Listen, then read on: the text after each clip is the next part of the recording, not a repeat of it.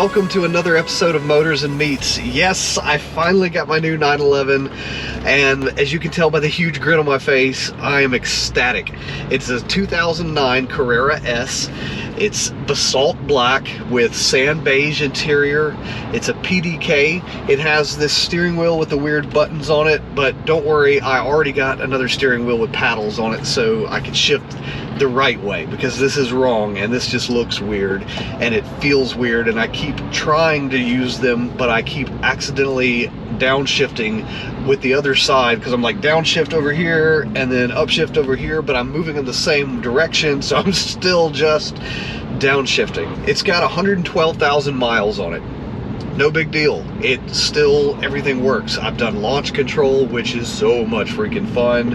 Everything feels nice. The Alcantara headliner, all of the leather is in good shape. There's a couple little spots where the plastic bits are starting to, the color's starting to come off of that. But in general, everything is so freaking good.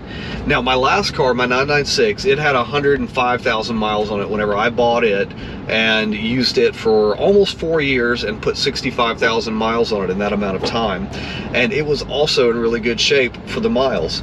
This one I think is in better shape. One of my favorite things that I've gotten to play with a little bit so far, it does have a sport chrono, which means I've got sport and sport plus and PASM, so you can change the stiffness of the springs, and it does that automatically if you push either sport or sport plus.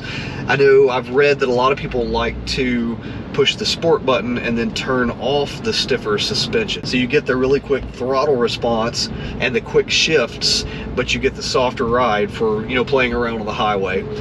Of course, if you're doing the back road blasting or track work, you definitely want that button press. I've owned the car all of 5 hours now, and I could not wipe the grin off my face. I've just been laughing like a moron. I did break off of the highway for a little bit and do some back road driving before I left Texas, and nothing but positive first impressions.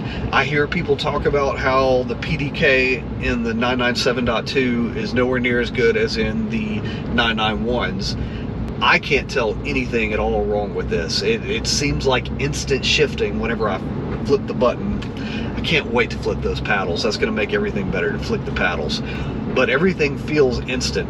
You can tell for sure that this really is like a manual gearbox in there with clutches, because it behaves at slow speed the way it does if you had a manual stick shift car. I can't think of anything else right now. I just wanted to show you the car, so let's just look at it some more.